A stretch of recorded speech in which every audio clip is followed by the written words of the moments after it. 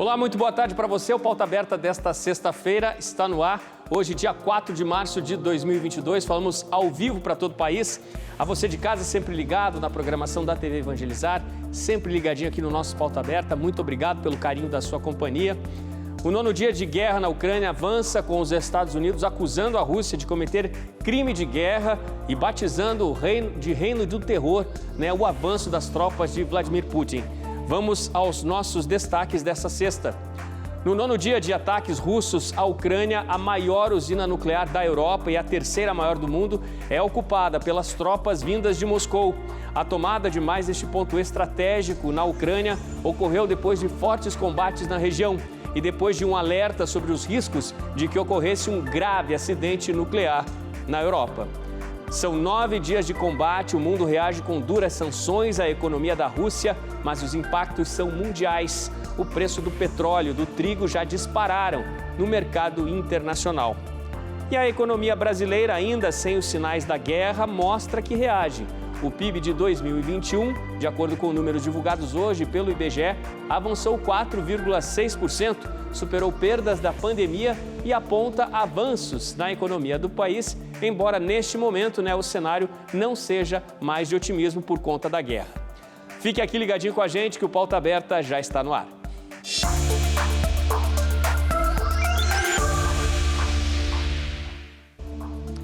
A invasão russa à Ucrânia chegou hoje ao 9º dia. Os ataques são muito fortes à capital Kiev, que, embora muito ameaçada e cercada pelas tropas invasoras, ainda não foi tomada.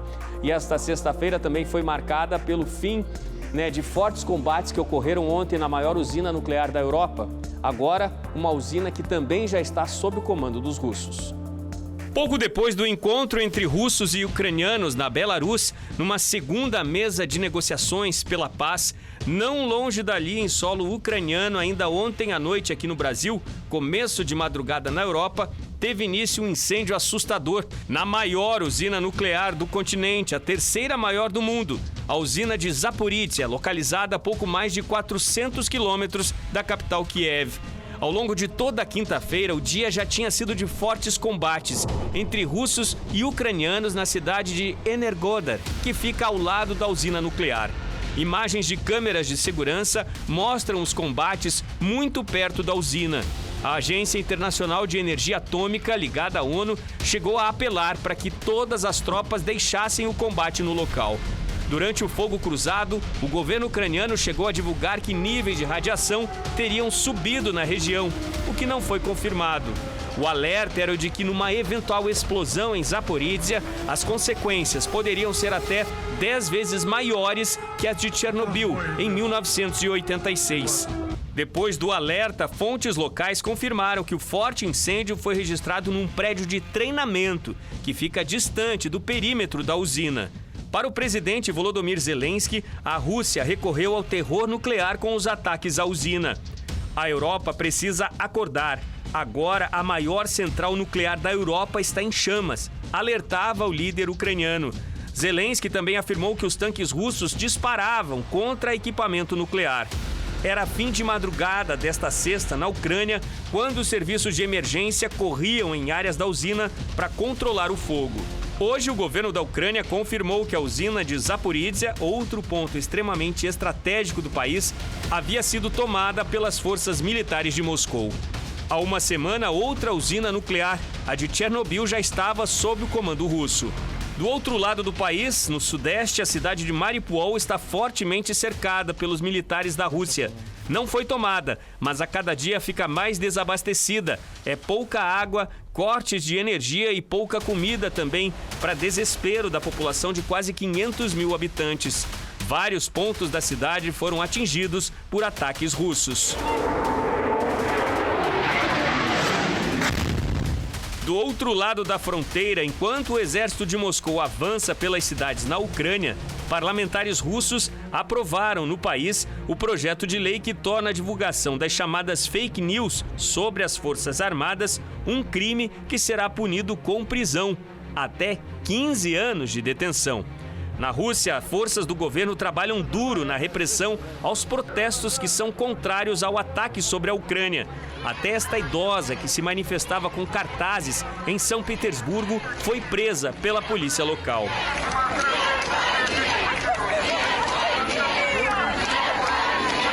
Embalado pela onda de protestos da população do país agressor, o presidente da Ucrânia também pediu para que cidadãos russos protestem contra os ataques à usina nuclear. De volta à Ucrânia, o comboio militar com tanques e caminhões de guerra lentamente se aproxima da capital.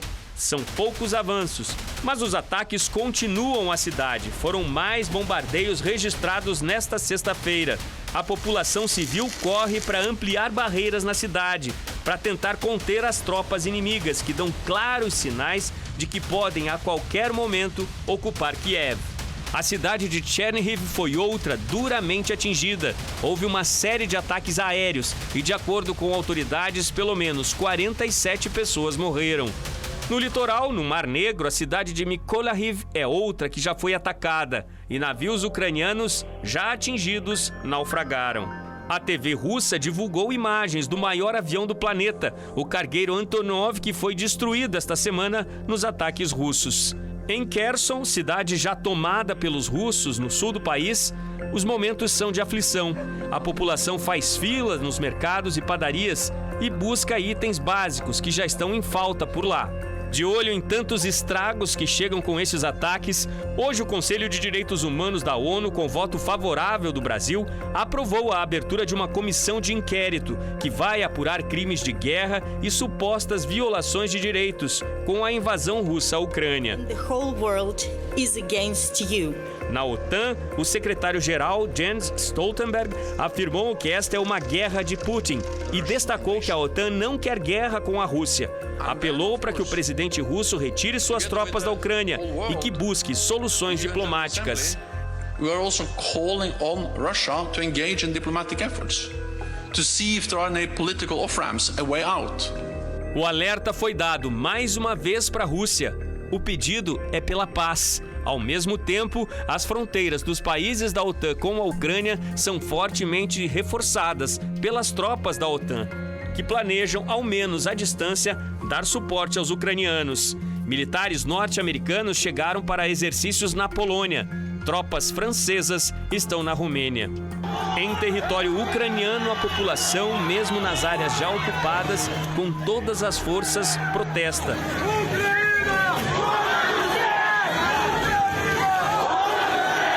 Aos gritos, para que os militares russos deixem o país. As reações, são comoventes, é um sentimento aí no mundo inteiro de muita indignação com essa ocupação que ocorre na Ucrânia. E a gente tem imagens aqui que eu gostaria de mostrar a vocês. Isso é no aeroporto de Israel, gente, um avião russo que está desembarcando, aterrissando em Israel, e ele é recebido assim, com bandeira da Ucrânia, para sinalizar a chegada, quer dizer, um avião russo chegando em solo israelense, mas uma bandeira da Ucrânia recebendo este avião russo, mostrando todo o apoio, que a nação ucraniana está recebendo aí pelo mundo. Temos outras informações que nos chegam, por exemplo, a Letônia, país que também compôs lá a União Soviética, naquele período da Guerra Fria, ela decidiu que vai mudar o nome da rua onde fica a Embaixada da Rússia, isso na Letônia. O nome da rua vai se chamar Ucrânia Independente. São algumas das informações aí do apoio mundial, que a Ucrânia vem recebendo aí. No segundo bloco, a gente vai trazer mais informações, atualizações aí das palavras, dos principais líderes internacionais. Agora a gente segue com o noticiário e notícias aqui do nosso país. O Brasil deu um passo importante, com um crescimento de 4,6% do PIB em 2021. O resultado dá esperanças ao setor econômico, Temos uma situação muito difícil agora com a guerra, mas o setor econômico tinha sofrido uma queda histórica de 3,9% em 2020 por conta da pandemia. Confira.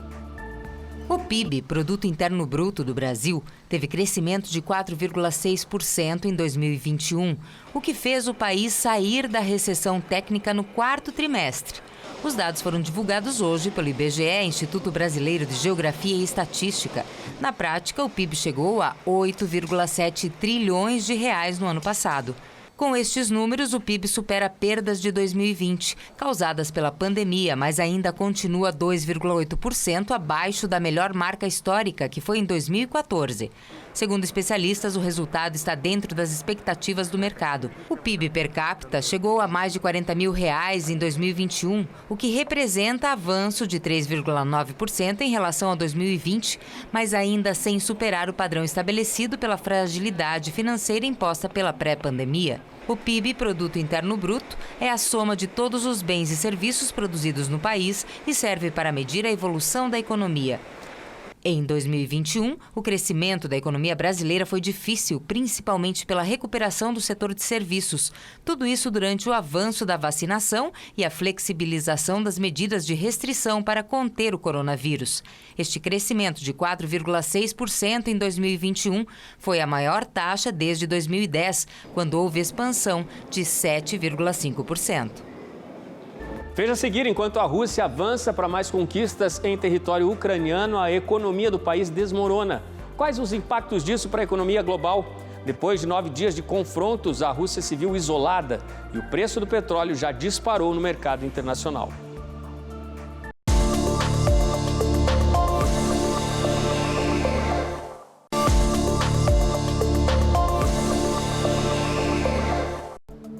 Pauta Aberta está de volta para este segundo bloco. Falamos ao vivo para todo o país, são 4h43 da tarde agora.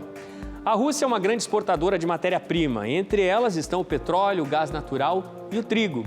E à medida que ataca a Ucrânia, o país comandado por Vladimir Putin se vê mais e mais isolado, principalmente pelos aliados da OTAN, liderados por Reino Unido, França, Estados Unidos, que estão aqui do lado ocidental do planeta. A questão é, os impactos de tudo isso já começam a aparecer no mercado internacional. Olha só. Comércio de energia, produção de barris de petróleo em larga escala, exportação de grãos e fertilizantes. Ingredientes de uma receita que levaram a Rússia a ocupar a posição de 11ª maior economia mundial, com $1,5 trilhão de dólares, e que em uma semana viu todo esse cenário desabar.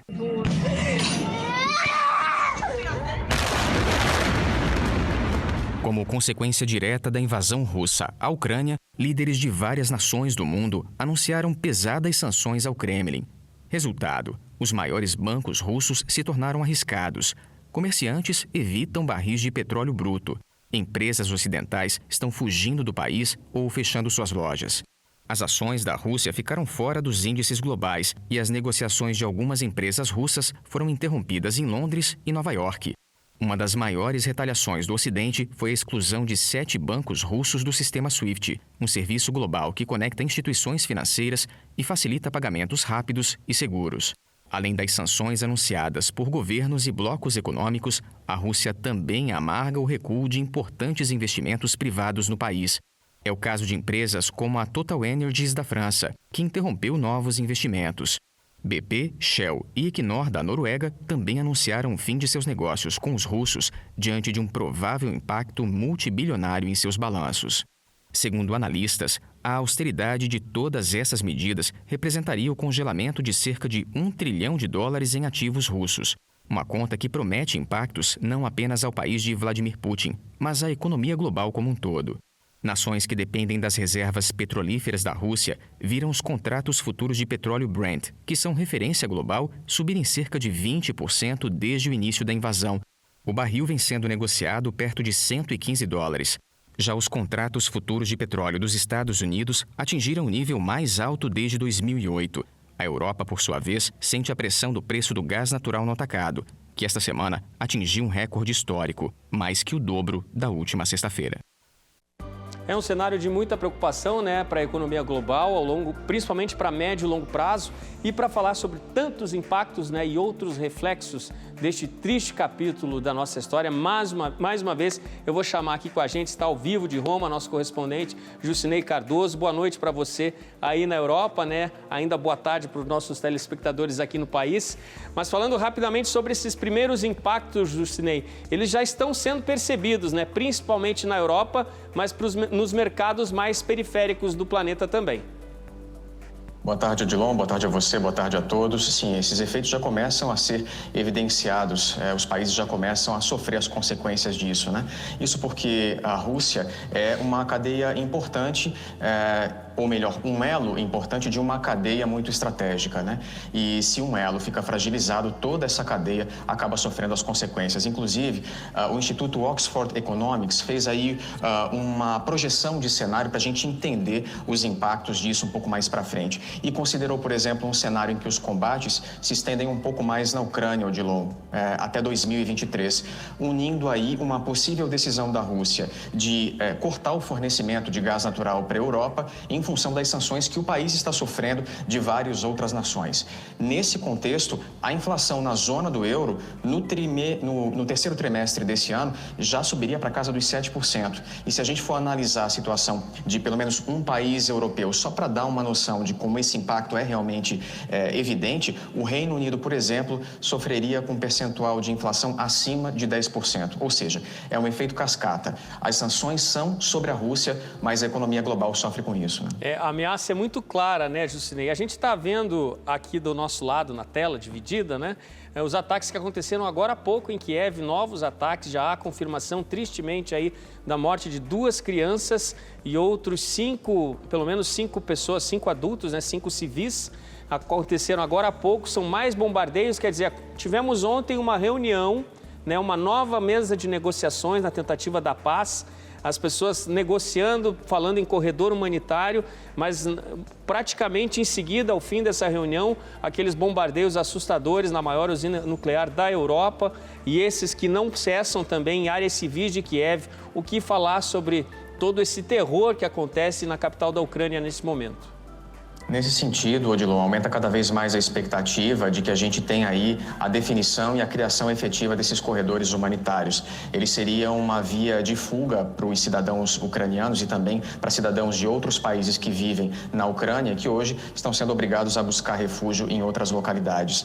A gente não teve uma definição na reunião de ontem em relação ao momento e aos locais da criação desses corredores. Mas os negociadores ucranianos pediram para que isso, apesar de ser uma decisão muito importante, seja feito da maneira mais breve possível, porque eles precisam dar respostas para a população que teme permanecer no país, especialmente com a proximidade cada vez maior das tropas russas à capital ucraniana, Kiev. Jusinei, hoje a OTAN declarou mais uma vez, né, que ela não vai atacar, não vai ver ataque à Força Aérea Russa, mesmo partindo dos países ali de fronteira com a Ucrânia.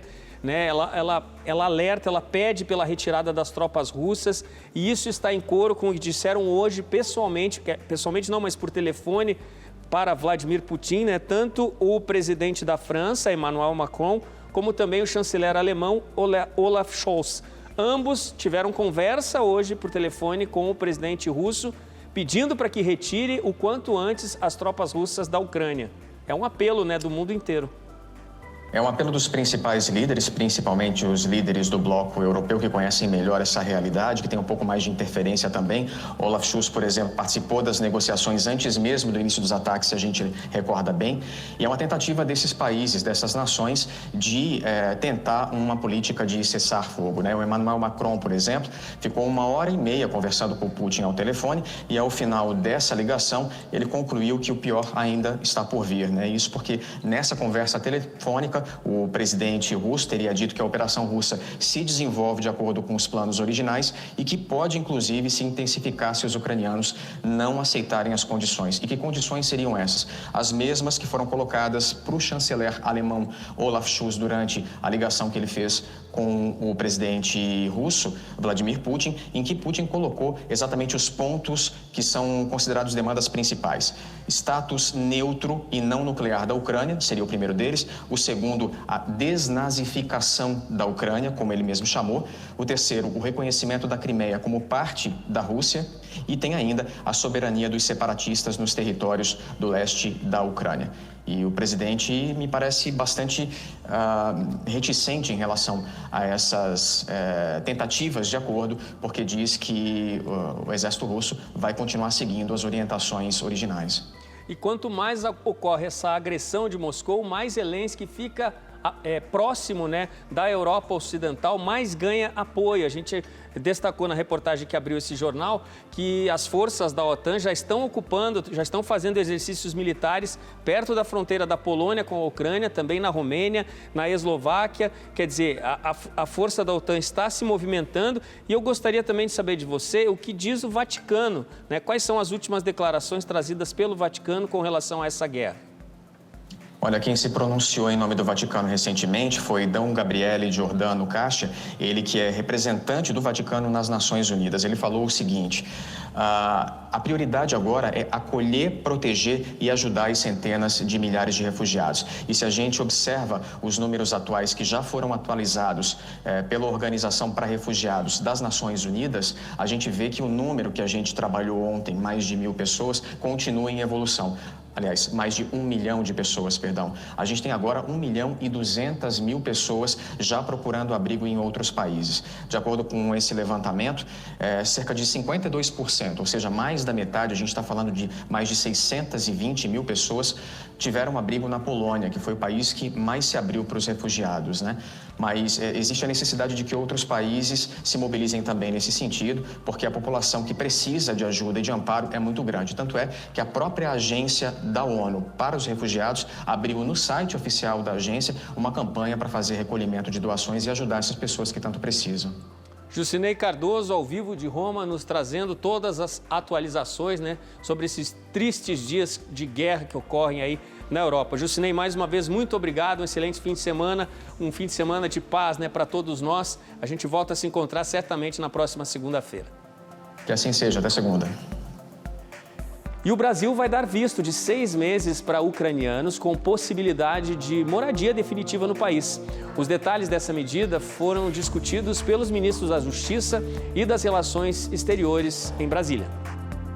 O Brasil abriu os braços para acolher refugiados. O país vai dar visto humanitário de 6 meses para os ucranianos, que vão poder até morar definitivamente no país. Os imigrantes que quiserem podem pedir residência temporária no país por 2 anos ou residência por tempo indeterminado.